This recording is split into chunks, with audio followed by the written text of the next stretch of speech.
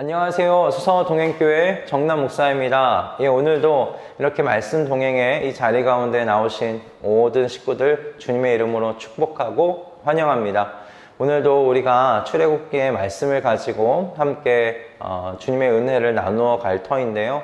오늘도 주님께서 우리에게 이 말씀을 통해 꼭 주시고자 하시는 은혜와 또 메시지가 준비되어 있는 줄로 믿습니다. 주님께서 우리에게 합당한 그 말씀, 그 은혜를 주실 것을 믿고 우리 함께 기도함으로 하나님의 말씀의 자리 가운데 함께 나아가도록 하겠습니다. 기도하겠습니다. 주님, 오늘도 저희가 주님 앞에 말씀 앞에 설 수 있도록 인도해 주셔서 감사합니다.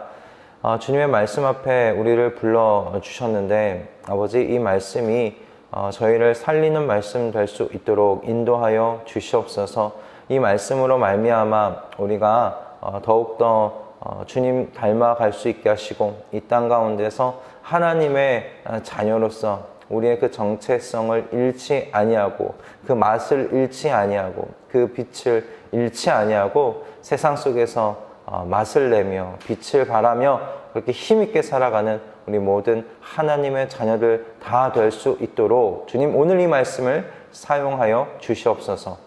감사드리오며 우리 주 예수 그리스도의 이름으로 기도드립니다. 아멘. 오늘 우리에게 주시는 하나님의 말씀은 출애굽기 29장 1절부터 9절의 말씀입니다. 출애굽기 29장 1절에서 9절까지의 말씀입니다. 제가 봉독하도록 하겠습니다. 나를 섬기는 제사장을 거룩히 구별하여 세우는 절차는 이러하다. 수송아지 1마리와 순양 2마리를 흠 없는 곳으로 골라라.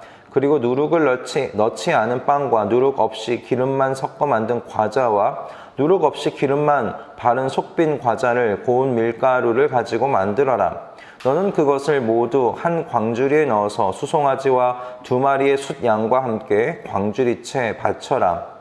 너는 아론과 그의 아들들을 회막 어기로 데리고 와서 목욕을 하게 하고 의복을 가져다가 속옷과 에봇 밑에 입는 겉옷과 에봇과 가슴바지를 아론에게 입게 하고 정교하게 짠 에봇띠를 띠게 하여라. 너는 그의 머리에 관을 씌우고 그 관 위에 성직패를 붙여라. 그리고 거룩하게 구별하는 데 쓴 기름을 가져다가 그의 머리 위에 부어 그를 거룩하게 구별하여라. 또 너는 그의 아들들을 데려다가 속옷을 입게 하고 띠를 띠게 하고 머리에 두건을 감게 하여서 그들에게 제사장의 직분을 맡겨라. 그리하여 이것이 영원한 규례가 되게 하여라. 너는 이러한 방식으로 아론과 그의 아들들에게 이를 맡겨라. 아멘. 오늘 이 말씀을 보면 그 제사장을 위한 모든 것이 준비된 것을 보게 됩니다. 제사장과 일반 백성들을 구별해주는 옷이 어떻게 준비되어져야 되고 어떤 재료로 만들어져야 되는지 어떻게 디자인되어져야 하는지 우리가 28장까지 해서 하나님께서 모세에게 다 전달을 하셨습니다. 그러나 그렇다고 하여서 이제 제사장이 제단 앞에서 하나님께 올려드리는 제사를 집행할 수 있게 된 것은 아닙니다. 제사장이 될 수 있는 것은 제사장이 입는 옷 때문이 아니기 때문에 그렇습니다. 제사장이 입는 옷은 오늘날 생각해보면 누구든지 마음만 먹으면 입을 수 있는 옷이지요. 오늘 같은 시대에 마음만 먹으면 동대문 같은 시장 같은 곳에서 제사장이 한번 입고 나온 옷을 똑같이 복제하듯이 만들 수 있는 그런 시대이지 않습니까? 때문에 마음만 먹으면 제사장 옷 만들고 입을 수 있습니다. 그렇게 만들고 입는데 한 달도 걸리지 않을 거예요. 그러나 여러분, 그런 옷을 입는다고 하여서 누구든지 제사장이 될 수는 없지요. 왜 그렇습니까? 제사장을 일반 백성과 구별하여 주었던 것이 옷이 아니라 제사장 머리 위에 부어진 관유이기 때문에 그렇습니다. 오늘 보면 제사장의 취임식을 위해서 무엇을 준비해야 할 것인지, 무엇을 준비해야 하는지 기록되어 있는 것을 보게 됩니다. 제사장 자신을 위한 제사를 위해서 흠없는 수송아지와 순양 2마리 이렇게 준비되어지도록 되어 있고요. 그리고 누룩이 없는 빵과 그리고 과자와 속빈 과자와 밀가루 등이 준비되어져야 했습니다. 그러나 가장 중요했던 것은 이 제사장 머리 위에 부어진 관유라는 것입니다. 이 기름은 출애굽기 30장을 보면 특별한 재료를 가지고 만들어진 기름이었어요. 이 관유를 그런데 제사장 머리 위에만 부었던가? 그렇지가 않아요. 출애굽기 30장을 보면 이 관유를 성막과 그 안에 있는 모든 성구들을 바르고 그리고 밖에 있는 번제단과 물두멍과 번제단과 함께 사용하는 모든 기구에 이 관유를 바르게 되어 있었어요. 그리고 맨 마지막에 제사장 머리 위에 관유를 붓는 것이죠. 여러분, 이 의식 자체가 무엇을 의미하는가? 제사장이 성막의 일부라는 것을 지금 말씀하고 있는 것입니다. 성막과 제사장이 구별되지 않는다 이야기하는 것이죠. 성막과 제사장은 한 몸이다. 하나님께서 그렇게 함께 거룩하게 하셨다는 것을 지금 이 의식을 통하여서 드러내시는 것입니다. 즉 여러분, 제사장을 일반 백성과 구별해 주는 것이 옷이 아니라 그 옷을 입었다 할지라도 그의 머리 위에 관유가 부어지지 않으면 하나님 앞에 최종적으로 구별될 수 없다는 것을 오늘 우린 이 본문을 통해서 생각해 볼 수가 있습니다. 그런데 여러분, 이 제사장의 머리 위에 부어진 이 기름 부음을 구약 성경에서는 어떻게 또 표현하는가? 하나님의 영이 임한 것으로 표현하기도 했어요. 이사야서 61장 1절을 보면 주님께서 나에게 기름을 부어주시니 주님의 영이 내게 임하였다라고 되어 있습니다. 또한 여러분, 신약에서 예수님께서 공생애를 시작하시기 전에 세례 요한에게 나아가 세례를 받으시고 올라오실 때 하나님의 성령께서 비둘기의 모양 형체와 같이 예수님의 머리 위에 임하였다라는 기록이 되어 있습니다. 즉 예전에 구약의 기름 부음에 대한 이미지를 신약에서 정말 하나님의 성령이 그 위에 임하시는, 머리 위에 임하시는 것으로 하나님께서 구별한 자라는 사실을 이야기하는 것이죠. 드러내는 것이죠. 그러므로 여러분, 제사장 머리 위에 기름을 붓는다, 관유를 붓는다는 것은 하나님께서 제사장으로 세우실 때 지금 외적인 모습만 준비시키시는 것이 아니라 그 내면을 하나님의 영으로 구별하여 채우신다라는 것에 대하여 지금 말씀하고 계신 것입니다. 성막과 하나님께 드리는 제사에 사용되는 모든 기구에 하나님의 이 관유, 하나님의 기름을 부은 것은, 바른 것은 하나님의 성령께서 구별하셨다는 것을 드러내는 것이고, 제사장의 머리 위에 그 기름을 붓는다는 그 의식 자체는 여러분, 하나님의 성령이 그에게 임하였다, 그것으로 그가 구별되어졌다라고 말씀하고 계시는 거예요. 여러분, 오늘날 모든 그리스도인들을 왕같은 제사장이라고 부르지 않습니까? 모든 그리스도인들이 왕같은 제사장이 된 것이 우리의 정체성입니다. 그리스도인들의 정체성입니다. 그러나 여러분, 정말 왕같은 제사장으로 임명되기 위해서는 과거와 같이 기름 부음이 필요해요. 여러분, 그것이 무엇인가? 성령께서 임하시는 것입니다. 성령께서 임하시는 것입니다. 그것 없이, 성령의 임함 없이 왕같은 제사장 될 수 없습니다. 여러분, 사도 바울이 그리스도인에게 하나님의 영이 임하는 것을 분명히 말씀하고 있어요. 하나님의 영이 없으면 그리스도의 사람이 아니라고 사도 바울이 그렇게 말하고 있지 않습니까? 즉 아무리 외적으로 거룩한 태도와 말과 행위를 가지고 예배에 충실하게 참석한다 할지라도, 예배 장소에 빠지지 않고 참석한다 할지라도 그 내면에 하나님의 영이 없으면 그는 그리스도의 사람이 아니라고 사도 바울 이야기하고 있어요. 아무리 외적으로 멋있게 제사장과 같은 모습일지라도 하나님의 성령께서 임하지 아니하시면 그는 제사장 노릇 할 수 없다는 말씀입니다. 마찬가지로 이 땅 가운데 우리를 왕같은 제사장으로 구별하여 주는 것은 하나님의 성령이 임하시기 때문에 그렇습니다. 하나님의 성령이 임하지 아니하시면 우리 그리스도인 노릇할 수 없고 왕같은 제사장 노릇할 수 없다라는 말씀입니다.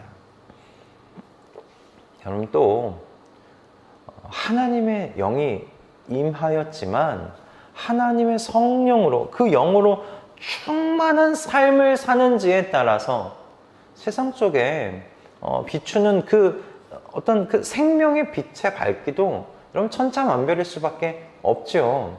하나님의 성령으로 충만할 때 그리스도인이 가지는 빛은, 마음의 빛은 세상의 어떤 빛보다 밝을 것입니다. 세상을 생명으로 인도하는 빛이 될 것입니다. 그러나 하나님의 성령으로 충만하지 못한 그리스도인들의 삶은 빛은 있는 것처럼 보이지만 너무 희미한 빛, 그저 빛이 있구나 정도 구별할 수 있는 빛밖에는 되지 못한다라는 것입니다. 여러분, 저와 여러분의 부르심은 그저 빛을 가지고 있다는 것을 드러내는 정도로 그런 희미한 빛을 비추다가 마는 그런 부르심이 아니라는 거예요. 저와 여러분의 부르심은 먹든지 마시든지 무엇을 하든지 주님의 영광을 위하여서 주님의 영광을 드러내는 그 삶으로의 여러분 부르심입니다. 하나님의 자녀로서 세상을 점령하여 하나님의 형상을 닮은 사람들을 채워나가는 그런 정복자로서의 여러분 삶의 부르심이에요. 우리 창세기 21장 28절을 가지고 주일 우리 함께 나누지 않았습니까? 하나님의 자녀, 하나님이 낳은 자녀는 하나님의 형상을 가지고 있는 사람들이에요. 하나님의 성령이 임한 사람들이에요. 그들에게 창세기 1장 28절에 그 약속, 그 명령이 이어진다. 함께 이야기 나누었습니다. 저와 여러분의 부르심은 때문에 하나님의 형상을 닮은 사람들로 이 세상을 채워나가는, 충만케 하고 그렇게 이 땅을 정복해 나아가는 통치자, 정복자로서의 부르심이에요. 성령이 충만하지 아니하고서는, 하나님의 능이 아니하고서는 여러분 해나갈 수 없는 그런 부르심입니다. 그러므로 여러분 희미한 빛을 내는 정도로 숨이 붙어 있다는 것을 의미하는 정도의 빛에 만족하지 여러분 마십시다. 하나님의 성령으로 충만해져서 생명의 빛으로 가득한 이 세상, 그렇게 세상을 비추는 하나님께서 거룩하게 구별해내신 그 삶으로 우리 살아내 가십시다. 여러분, 그러므로 마음이 고단하십니까? 마음이 고단하십니까? 힘에 부치십니까? 낙심하신 상태이십니까? 내 삶을 포기하고 싶어 하시는 그런 마음의 상태이십니까? 그렇다면 여러분, 지금 그 자리에 주저앉지 마시고 여러분 함께 기도할 수 있었으면 합니다. 하나님, 제게 성령으로 충만하게 하여 주시옵소서. 하나님의 성령으로 충만하게 하여 주시옵소서. 오늘 이 본문 가운데 하나님께서 세우신 제사장은 하나님의 성령이 임할 때 그의 제사장 직분을 행하여 나아갈 수 있었습니다. 저도 지금 마찬가지입니다. 왕같은 제사장으로 주님께서 부르셨는데 그 부르심에 제가 응답하며 살려면 하나님의 성령으로 충만해져야 되겠습니다. 이 땅 가운데 하나님의 형상을 닮은 자녀들을 찾아 이 땅을 주님의 형상을 닮은 자녀들로 충만하게 하시라는 말씀, 이 땅을 그렇게 정복해 나아가고 다스리라고 말씀하신 통치자요 정복자로서 저를 부르셨는데, 이 부르심에 응답하려면 주님, 제가 성령으로 충만해져야 되겠습니다. 저를 성령으로 충만하게 해주십시오. 그저 여기서 사는 이 땅에서의 삶에 지쳐서 쓰러지지 아니하게 해주십시오. 주님, 제가 말과 그냥 경쟁하다가 지쳐 쓰러지는 자 되지 않게 해주십시오. 나일강이 범람할 때 그 나일강 위에 똑바로 서 있어 그 강물을 이겨낼 수 있는 그런 사람 되게 주십시오. 성령 충만하게 해 주십시오. 그렇게 기도하며 나아가는, 그래서 그 힘듦의 자리, 낙심의 자리, 모든 것을 포기하고 싶은 그 자리를 뚫고 나아가는 저와 여러분 다 되실 수 있기를 주님의 이름으로 축복합니다. 만군의 여호와께서 말씀하실 때 힘으로도 되지 아니하고 권력으로도 되지 아니하며 오직 나의 영으로만 될 것이다. 만군의 여호와 주님께서 말씀하신다. 주님께서 그와 같이 말씀하셨습니다.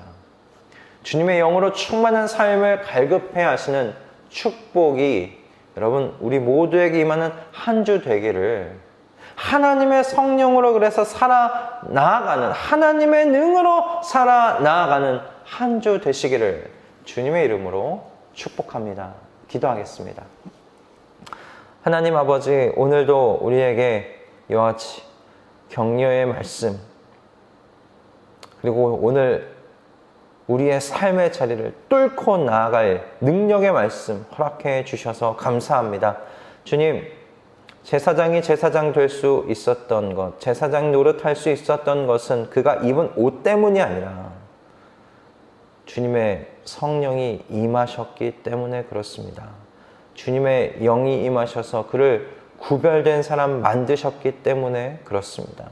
주님, 저희 모두가 왕 같은 제사장이라고 말씀하시는데 우리 안에 주님의 영이 임하신 줄로 믿습니다. 우리는 그렇게 다 주님의 성령께서 임한 사람들, 제사장 노릇할 수 있는 사람들입니다. 그런데 주님, 우리가 그저 희미한 빛을 소유한 사람으로만 끝나지 않도록 인도하여 주시옵소서.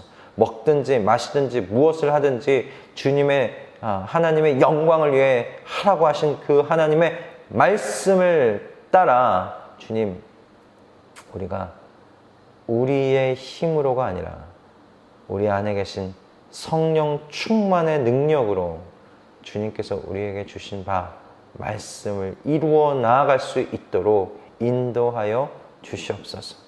그렇게 성령 충만함으로 말미암아 낙심의 자리, 모든 것을 포기해버리고 싶은 자리, 힘을 잃고 주저앉고 싶은 그 자리를 박차고 일어나 뚜벅뚜벅 주님의 자녀로 걸어 나아가도록 주님 축복하여 주시옵소서. 힘 주시옵소서. 은혜 내려 주시옵소서. 감사드리오며 우리 주 예수 그리스도의 이름으로 기도드립니다. 아멘. 할렐루야. 오늘 또 주님께서 우리에게 귀한 은혜의 말씀을 허락하셨는데요. 여러분, 힘들 때 주저앉지 마시고 우리 손을 모아 무릎을 꿇고 주님 앞에 간절히 기도하십시다. 주님, 성령으로 충만하게 해주십시오. 제가 그저 하나님의 자녀라는 그냥 숨이 붙어있는 정도로 그런 저의 우리들의 인생, 나의 인생 마감하지 아니하도록 주님 도와주십시오. 주님께서 부르신 그 통치자의 자리, 정복자의 자리, 주님의 능으로, 주님의 성령의 능력으로 감당하며 힘있게 살다 주님 앞에 서게 해주십시오. 그렇게 성령 충만을 간절히 간구하며 나아가는 우리 모든 말씀 동행 식구들의 삶들이 되실 수 있기를 주님의 이름으로 축복합니다. 주님께서 우리가 간절히 그렇게 구할 때 어찌 좋은 것으로 주지 아니하시겠습니까? 성령으로 우리를 충만하게 하실 줄로 믿습니다. 우리 간절히 그렇게 함께 기도하며 이번 한 주간 주님의 능으로 살았다 만나는 우리 모든 식구들 다 되실 수 있기를 바랍니다. 여러분, 오늘 하루 하나님의 성령의 능력으로 힘있게 승리하시는 이 한 날 되실 수 있기를 주님의 이름으로 축복합니다. 우린 내일 아침에 또 출애굽기의 말씀으로 이 자리에서 만나도록 하겠습니다.